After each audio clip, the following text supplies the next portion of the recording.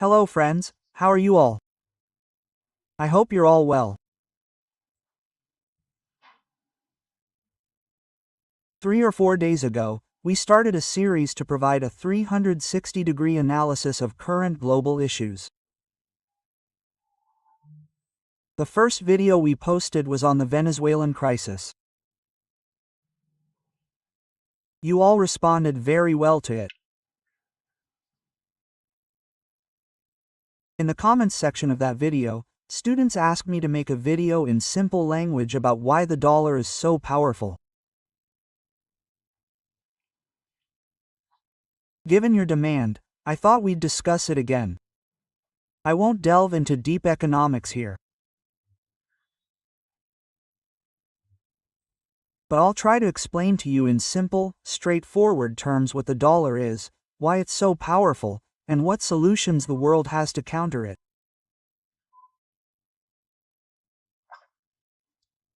So, today in this class, we're going to discuss 3 topics.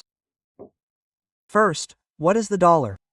Look, the dollar is the currency of the United States. You might be looking at the picture. It's the American currency and has officially been in use since 1914. The Federal Reserve Bank, America's central bank, came into existence in 1913, and the dollar came into existence in 1914. Although the dollar has been a currency in America for much longer, dating back to the Coinage Act, which predates the American Revolution. But today's dollar came into existence in 1914, and just as we say there are 100 paise in a rupee, right? Similarly, there are 100 cents in $1. What are the denominations of a dollar? 100 cents equal $1.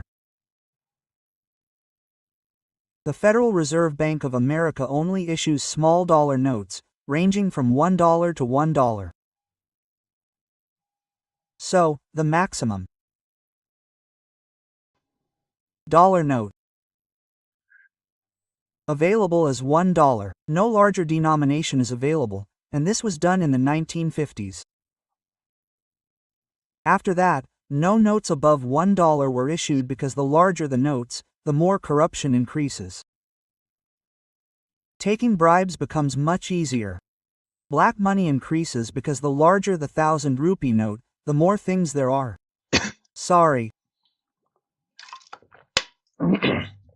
In our Marwar region, they say that if there was such a Atulj, someone would be remembering it. And many people remember me. My colleagues remember me. My students remember me, and even my opponent remembers me a lot. He's at a gathering somewhere. He's with me in church. He remembers me a lot, so I feel fine. Perhaps this is why the dollar has been the currency of America since 1914. $1 is worth 100 cents. The largest dollar note is $1. No larger note is available, and when dollars are printed, the Federal Reserve maintains a reserve cost. What this means is that there are 2 ways to print money. Either you turn on the machine, let the printing begin, and flood the entire market. If you print money in such large quantities, the currency in the market will increase so much that it will lose its value. You know, when the number of any object or person increases, its value diminishes. For example, if 200 people come to teach economics, then it will no longer be worth that much. If one person teaches, the value is high. If you go somewhere repeatedly, you will lose your value. If you do too many things, the value of that thing diminishes. Excessive currency circulation in the market reduces the value of the currency. What happened with Venezuela? The currency became so inflated, and because of this, the currency has no value. The same is happening with Iran right now. The condition of Iran's currency is such that if you look at 1 Iranian rupee, which is equivalent to your currency, it is worth thousands. I will bring the next class on Iran. The next issue, the 3rd class, will be on Iran. The first was on Venezuela, the second is on the dollar, and the third will be on Iran. I am trying to bring one such issue every week. So, the more currency there is in the market, it is considered the worst management when you print too much currency.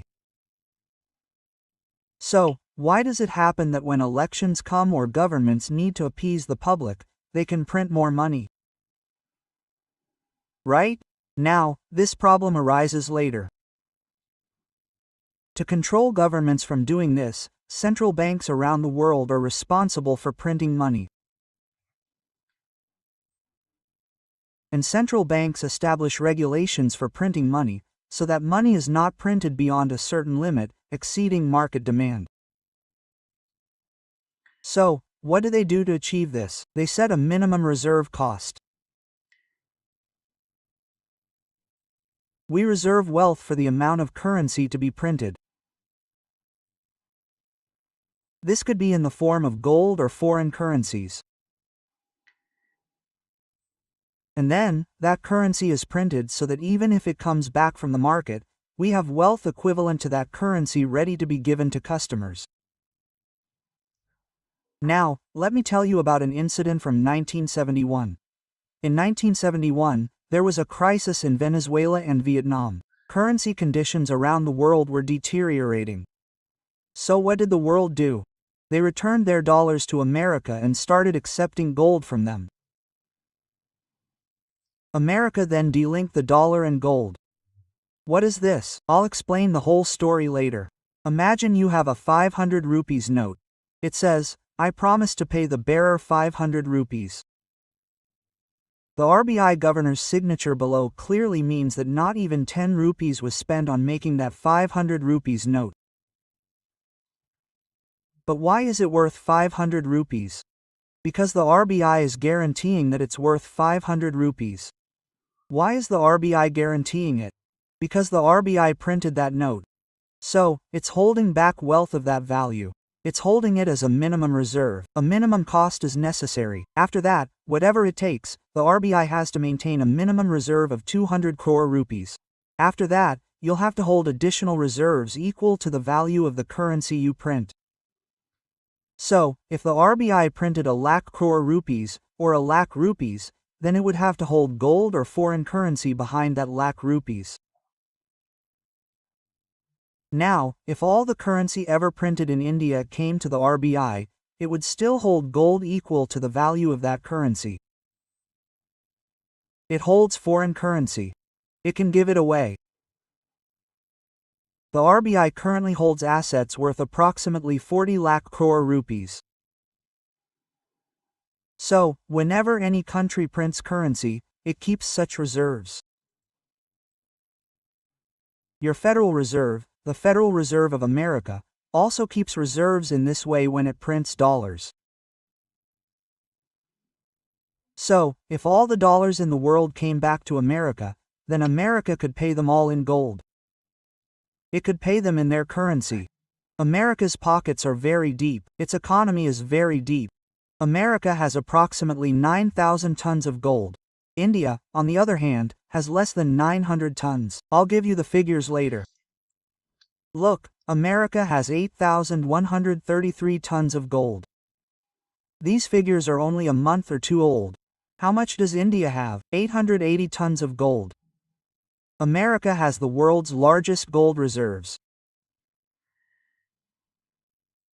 Now, America is not afraid because it can meet the needs of all the countries in the world, whatever currency it needs, whatever foreign currency it needs. It can print so many dollars. It has enough of it, there is no problem.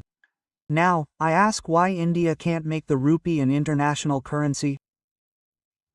Can India meet the currency needs of 200 countries around the world? It can't. Because to print that much currency, we need a huge gold reserve, which we don't have. America has 10 times more than we do. China has 2,304 tons. Previously, China had 2,299 tons. Now you might say, "Sir, Germany can do this." Even Germany can't. Quote, why? Because even if it takes the risk, there will be more demand for its currency in the future, so where will it get it from? And then, when all the dollars come back, they also have treasury bonds. They have many other things. So, what did America do this? What did China do? When China prints rupees, it doesn't incur reserve costs. China's currency is considered the most counterfeit currency. Why does China do this? It does this so that its rupees are in large quantities in the market. If there are more, the value of the rupee automatically goes down. Now, China's currency is also a currency. China always deliberately lowers its value. This is called devaluation. Why does China do this? China does this because the countries that export your goods benefit from currency devaluation. Now, China does this because China's economy is export-oriented. It is focused on exports. Because of this, China continues to devalue. And the entire world community opposes this, saying China shouldn't do this intentionally. Now, China's renminbi is printed at the equivalent of the dollar, but it lacks power. Why is there no power? Because they didn't impose any costs on printing renminbi. This is why China's currency can never be a powerful currency. The dollar is powerful, and the dollar's status is such that the US possesses wealth equivalent to all the dollars ever issued. Now, you can ask me something different. Where did America get so much gold from? Look, I can finish this lecture in 5 minutes if I want, but I want you to understand everything clearly. Where did America get so much gold from? There are many reasons behind this. Listen to 2 or 3 of them. For example, there was the First World War and the Second World War. Europe fought among themselves, though the whole world fought. America sold goods to all the European countries. And after selling the goods, the bills were paid in gold. At that time, their currencies were ruined. From here, America took gold from all of Europe. Because when we study mercantilism in history, gold from all over the world went to Europe. And then, during the World War, America took gold, sold weapons to them, and took gold from them. So, America traded with countries all over the world, accepting gold as bills. This is how gold accumulated. At the same time, it has a sound economy, a large economy. It trades with countries all over the world. Because of its powerful economy, countries all over the world invest in it in this way. So, you can see the gold America has today. No one is standing at number 2 or number 3. Until these things happen, de-dollarization is very difficult. Okay? So, I come back to what happened. So, the dollar has remained a powerful currency in the world. Because the dollar has been issued, the gold reserve, treasury bonds, etc., has been very powerful. This war could also happen worldwide. There was once an attempt to destroy America. Yes, countries like China all over the world started buying dollars, and they bought dollars in such large numbers because anyone can buy dollars. It's a global currency. The reason behind this was to store dollars so that there would be a shortage in the market. America would print more dollars. You could keep buying them, then suddenly put your dollars into the American market. That means, send dollars to America and exchange them for gold. This could destroy America. That was the plan, but America will still not be ruined. Why? America has kept some of its wealth behind every dollar. So even if all the dollars in the world came back to the Federal Reserve, America's situation would not deteriorate. This is the power that Donald Trump has to do anything. The entire world is trapped in this trap of how to get out of this dollar. Why? Because every country that trades with France, if you're buying something from France, can't make payments to the Indian RBI in rupees because the rupee is useless to France. We can't do it in gold because it's our reserve. It strengthens the economy. Now, we don't have enough francs to pay such bills. Now, they will accept the remaining dollars, which we can give. Now, if we have a dispute with the US and America says that India won't use the dollar, how will we make our global payments? Let's make currency swipe agreements with some countries, saying, brother, you do it this way. We'll give you the rupees, you give us this Japanese currency, and you give us that in return. Quote, now, we trade with Japan for crores. We buy goods. So, the trade between the two isn't even equal, so we can exchange them. To one country, we sell for 200 and buy for 20,000. So, if any country messes with the US and bans the dollar, it becomes very difficult for that country to pay bills around the world. This is America's immense strength, and no country wants to get caught in this trap. Because tomorrow, like now, when we're trading with Iran, the US says, we'll impose a 500% tariff on you. What is a tariff? I'll take a separate class on that. Now, they say again, we'll ban the dollar from anyone who trades with Iran. You won't trade with our dollar. Quote, now, what trust can we have in them? They can say anything. So, countries like India will be stuck wondering how to make payments. That's why the idea of de-dollarization has arisen. Developing other currencies to replace the dollar. Reducing the world's dependence on the dollar. This is called de-dollarization. Right now, the entire economy has fallen into the trap of the dollar. Why is the dollar strong? I told you about the gold reserves. The currency has been in use since 1914, and today, it's the strongest currency in the world. It's backed by a strong gold reserve. It's backed by strong assets. And behind it, America's strong economy and long-term presence. So, why is the dollar so powerful? What is the dollar? I've tried to explain that. Now, let's move on to what currencies are. Basically, you can think of currency as a medium of exchange. A mode of exchange, you might say. What used to be the case? There was the barter system. You'd give a commodity and receive a commodity. After that, the monetary system came into being, where you'd give a commodity and receive a currency. Then, that currency gains legitimacy, validity, and government recognition. What do we call it? When any object that can become a medium of exchange is physical, has government backing, is acceptable, and is accepted by everyone, we call it currency. It's a national currency. So, the dollar has been America's national currency since 1914. I've explained how the dollar is printed and what happens. Now the next point comes to your mind. Sir, when has the dollar been made powerful?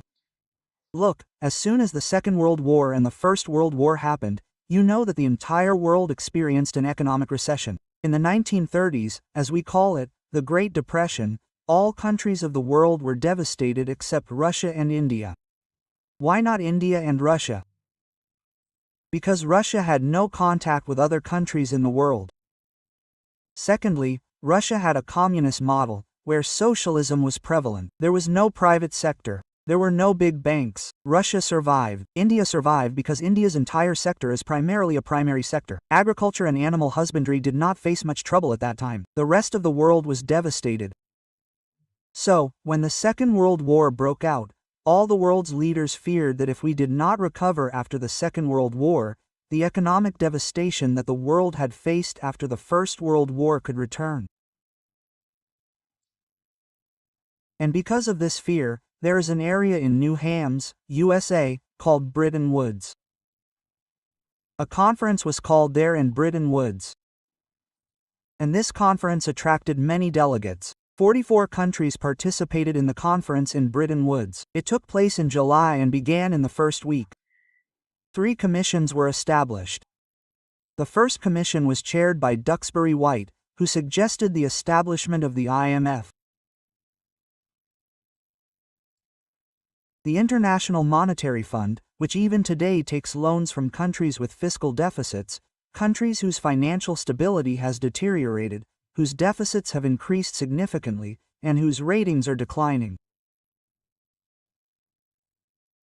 The IMF lends money on its own terms, requiring collateral for gold, etc. When the economic crisis of 1990-91 hit, we also took a loan from the IMF by mortgaging approximately 65 tons of gold.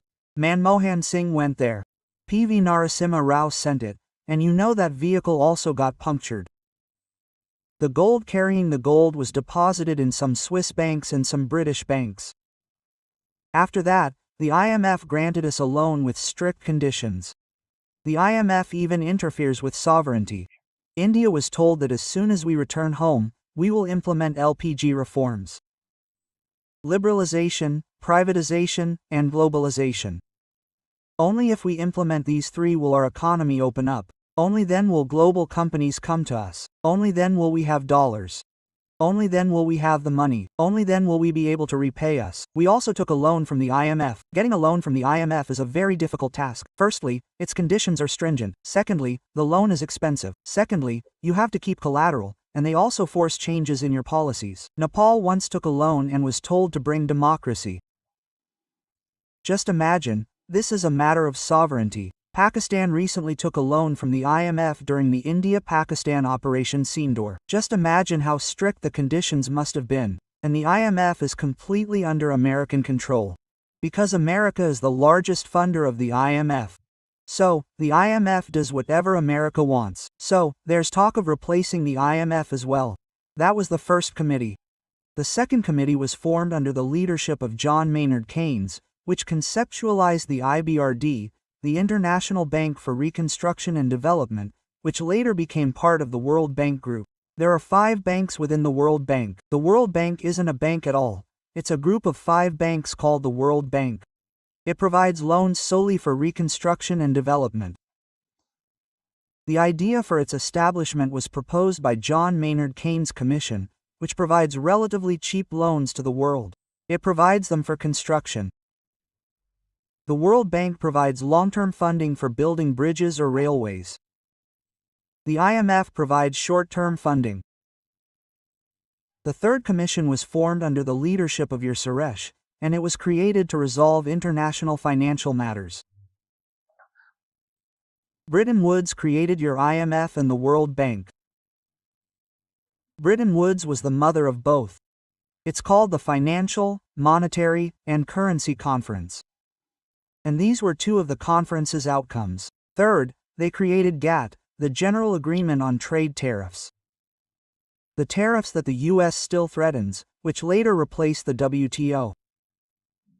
Later, around 1995, all of this was the work of Bretton Woods. So, Bretton Woods was a major conference. It was largely due to Bretton Woods' efforts that the US didn't experience the economic downturn of the First World War after the Second World War. Now, look at what Bretton Woods said. Bretton Woods said that the US dollar should be made a global currency. Before this, there was a gold standard. The gold standard meant that every currency was linked to gold. This meant that there was a concept of giving 2 currencies and taking gold. Then, what they did at this conference was to make every currency a dollar standard, meaning take $2 for each currency. And they made the dollar a gold standard. So, you can understand that the dollar is the same. They set a rate that 1 fraction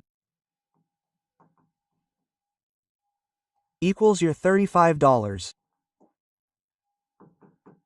So, consider that 1 fraction equals $35.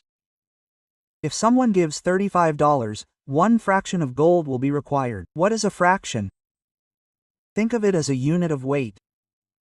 Okay, there are approximately 35 fractions in 1 kilogram. Okay, so 1 kilogram contains 35 fractions. This is a fraction. So, give 1 fraction and you get 1 fraction for $35. So, the dollar was linked to gold. Thus, who replaced gold worldwide? The dollar. The gold standard was replaced by a currency standard. Things were linked to the dollar. Now, the value of any currency in the world is determined against the dollar. Previously, it was against gold. So what happened now? Now, it happened like this. Think of gold like this. I write it as gold, I write it as G. I write it as D, and I write it as CC means other currencies, like the Indian rupee, D means dollar, G means gold. What used to happen before? All currencies were linked to gold. Okay, the value of each currency used to be determined by gold. Now it started being determined by the dollar, and the dollar's value began to be determined by gold. So the dollar's credibility increased. Give dollars and get gold. Give other currencies and get gold was not allowed. If you wanted gold, you first bought dollars, then exchanged them for gold. The Bretton Woods War was happening in America. America was very powerful. All of Europe had borrowed from it. And you know, if you borrowed from someone, they automatically became more powerful than you. Now what happened? This rate was fixed. 1 fraction equals $35. Now, the value of prices all over the world was determined by the dollar. It still is. We say the rupee weakened. When did this happen? The rupee weakened, meaning the dollar was powerful. Even today, the value of all the world's currencies is determined by the dollar. For example, if you have 1 rupee equals $1, what does this mean? It simply means that you have the same number of dollars as the number of rupees you printed. So $1 equals $1 if the total in the country is $20 and the print total in your country is 100 rupees. What does this mean? It simply means that $1 is equal to $5. If you have $20 and 1,000 rupees in the country, it means the value of $1 has become 50 rupees. Meaning 50 rupees is running after to buy $1. If instead of 1,000 it becomes 10,000 or instead of 1,000 it becomes 5,000, then it becomes 5,000. What does this mean? It means what is the value of $1 for you? It has become 25. You keep counting in the same way. What is 25? It has become 250 rupees. 2 500s become 0. So this is how the rate is decided. So, if you say today that $1 rupee in India equals $90, it means that the number of dollars in India multiplied by 90 is the number of rupees in the market. However, exchange rates can be floating, fixed, and managed. India maintains a managed exchange rate, so I'll take this further. Gold was linked to the dollar, and all the world's currencies were linked to the dollar. And the dollar was linked to what? Gold. This was done during the Bretton Woods. Bretton Woods greatly increased the trust in the dollar. And as a result, the entire world began to consider the dollar equivalent to gold. And this was the reason why the dollar's value increased. Trust in the dollar increased, and worldwide trade began to be conducted in dollars, which previously used to be conducted in gold. Britain had made great efforts to introduce its pound sterling, but Britain did not have enough minting left. So, after World War II, developed countries recognized the dollar as equivalent to gold, meaning, the dollar's rate was linked to gold. All other currencies were pegged to what? The dollar. And other currencies were pegged to the dollar. This created a global reserve currency, a safe zone. The dollar was considered equivalent to gold and linked to gold. The dollar's value was fixed to gold and determined accordingly. All other currencies were linked to the dollar. A strong American economy and stable institutions further increased confidence in the dollar. The dollar became a stable and safe currency, and subsequently, the value of all the world's crude oil and gold was also pegged to what? The dollar. Trading these commodities in dollars became almost mandatory. Today, the situation is such that if you buy oil, you either pay gold or pay dollars. And not everyone wants to pay gold because every country wants to maintain its gold reserves. This is the reason. See below. So, understand this. Now, this system continued. This system continued until 1971. What happened after that was that the Vietnam War broke out, and after that, currencies around the world were a little weak.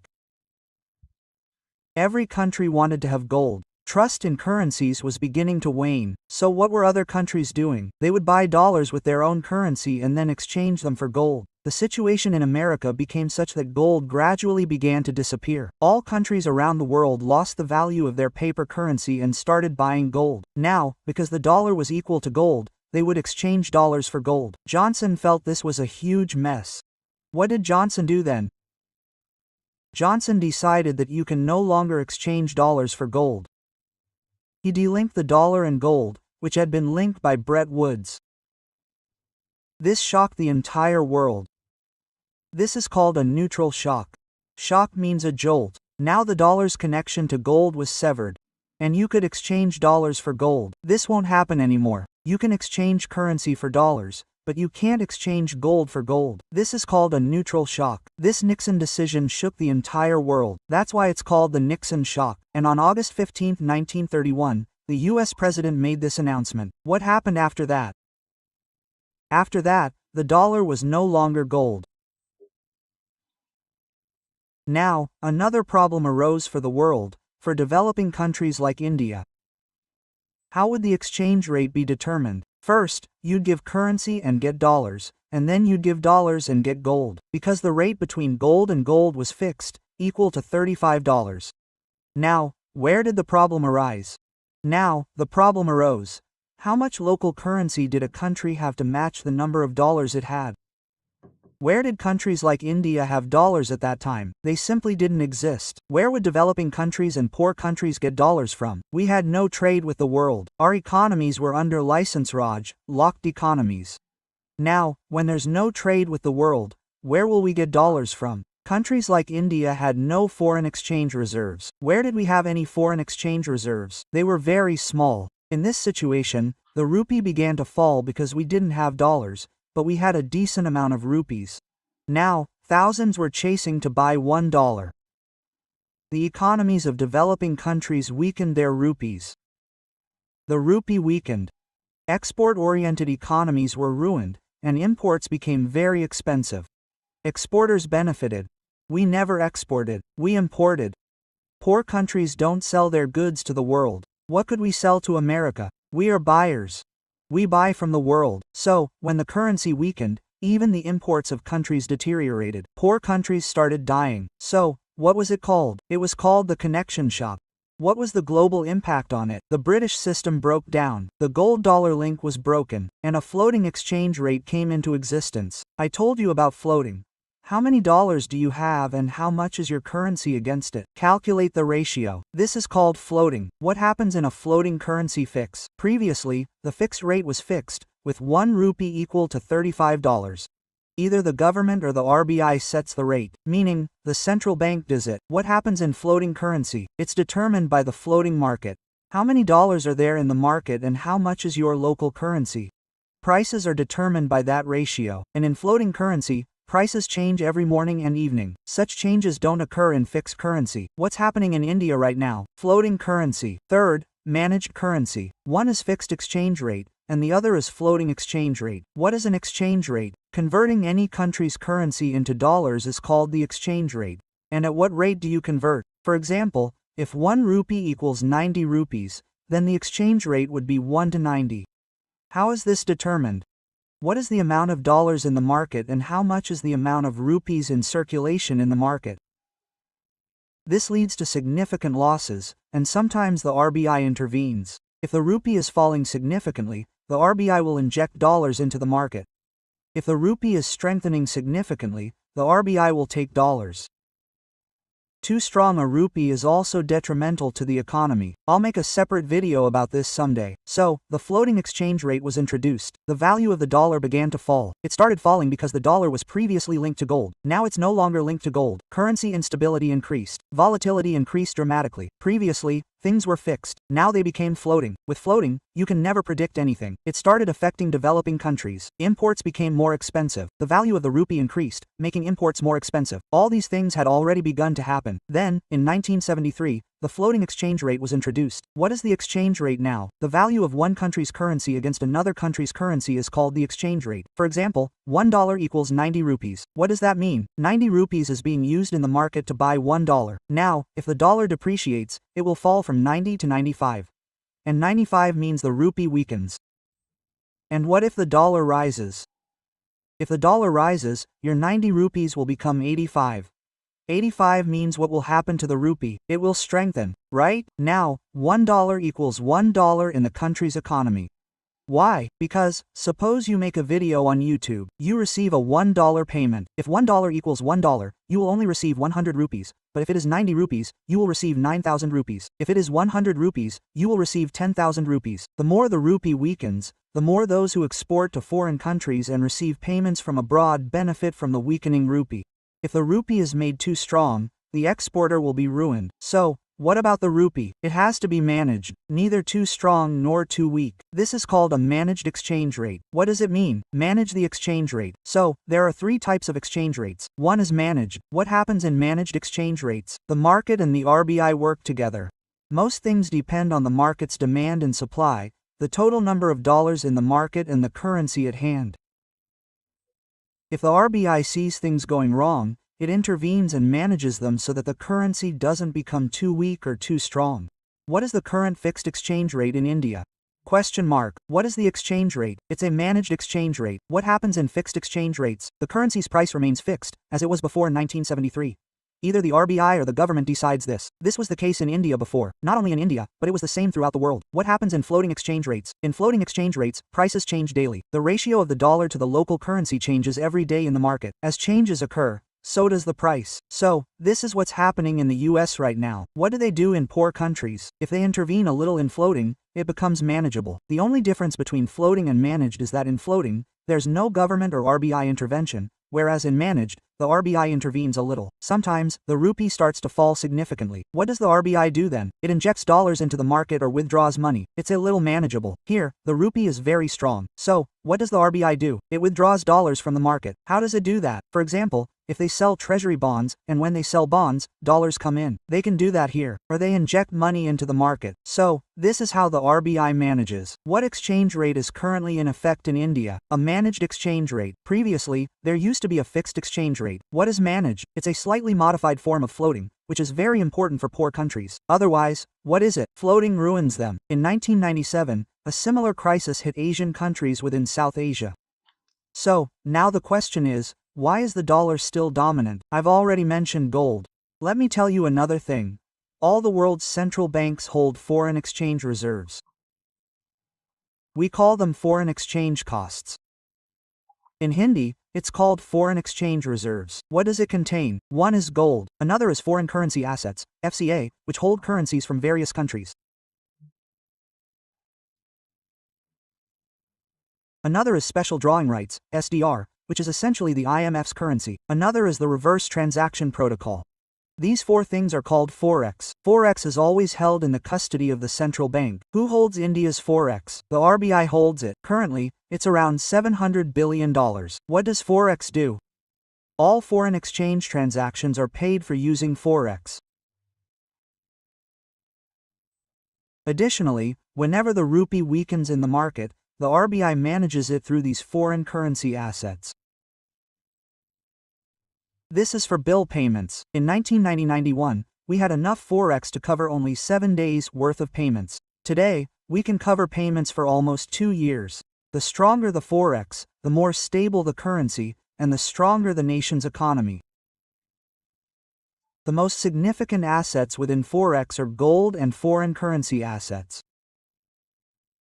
If I were to consider the entire world, approximately 60% of the world's Forex is gold, or rather, American gold. Just imagine, 60% of the world's Forex is American currency, and if you look at China, ours is even higher. So, dollars are held within the world's Forex. The economy of every country in the world holds dollars for foreign exchange. So, if you add up the world's foreign exchange reserves from all countries, you'll find that approximately 60% of the total is dollar-denominated. This translates into foreign currency assets, and approximately 70% of global trade is conducted with the dollar. Tell me how dominant it is. Trump's threats are based on this, as Trump's threats directly impact 70% of trade and influence 60% of these central banks. Therefore, the entire world calls the US dollar a safe haven, believing that investments in the dollar will never go to waste. People view the dollar as a risk-free currency, and this is why the dollar holds sway. The US is now exploiting this. For example, India is buying oil from Russia, buying it cheaply. To prevent this, if you were to say that those who buy oil from Russia cannot trade with the dollar, our situation would be dire. Because there are other options, but it takes a long time to access them. So, whether it's buying oil, gold, loans, etc., everything is done with the American dollar. If you take a loan from any country in the world, we get it in dollars. Whether you buy oil or gold, everything is done with dollars. So the entire world is dependent on the dollar, and America is taking advantage of this dependence. Now, what's needed is de-dollarization, eliminating the need for it. How can you do that? The only way to do that is to develop another currency. This isn't possible for any single country. No one has such a large gold reserve, such a strong economy, or so many government bonds that can meet the needs of the entire world, as the dollar does. So what can be done? Groups should be formed, like BRICS, like your SAARC. Create a currency for such groups, and all trade between those countries will be done in that currency. The dollar will automatically weaken. Similar efforts have already begun. The BRICS organization, comprising Brazil, Russia, India, China, and Africa, is considering a BRICS currency. If this happens, these countries will trade with each other solely using the BRICS currency, eliminating the need for the dollar. If you work together in this way, the dollar will be completely unnecessary. Thus, the demand for de-dollarization is now growing worldwide. De-dollarization means reducing the dollar's importance to you, not giving it too much importance. Therefore, de-dollarization means challenging the dollar's dominance in the global market. The concept of dollarization is consistent with the idea of a multipolar world. When every country wants to exercise economic autonomy in the area of monetary policy, economic aid is non-existent today. What does economic autonomy mean? We can buy goods from whoever we want. The US says, no, you won't buy oil from them. We want to destroy their economy. You won't buy from Iran. Quote, this economic autonomy ceases to exist. Then, what are America's long-term foreign policy goals? Such as annexing Greenland, ending the Iran issue, and Venezuela? These are all its foreign policy goals. To achieve them, it uses the dollar as a tool. This means that the US is constantly using the dollar as an offensive weapon. Therefore, de-dollarization becomes necessary. These questions arise in the mains exam. They also appear in the prelims exam. But it's not easy. There are challenges. What are the challenges? Market instability will arise because an alternative to it can't be found so quickly. Geopolitical tensions will arise because this will also trigger political conflicts. Of course, there will be. Currency reserves will also face many challenges because 60% of the world's currency reserves are held in dollars. So how will you replace them? Now, even after that, initiatives have been taken because nothing is impossible. What initiatives are being taken? Countries like China and Thailand have taken initiatives. The M-Bridge project is all about currencies that will serve as your digital currency. Right? Regarding the BRICS project, which I just told you about, the countries that are part of this organization are expanding the organization. They've already done a lot of that. All trade between these countries will be done using the BRICS currency. Work is underway on that using the Neki dollar. A kind of pan-African settlement system is emerging within Africa, where African countries will operate in local currencies. So, the dollar requirement is gradually being replaced by China's digital currency. These are all efforts that are gradually de-dollarizing. What will happen if the dollar's influence ends? We will no longer be dependent on the US. The US can no longer issue threats like this. The US can no longer use the dollar as a tool to achieve its foreign policy goals. This will diminish the effectiveness of monetary policy, and economic reforms will also improve. All of these things have become extremely important at present, and right now, national currencies face significant challenges. National currencies, meaning India's national currency, Pakistan's national currency, and France's national currency, aren't fully convertible. This means you can't fully convert any dollar you receive.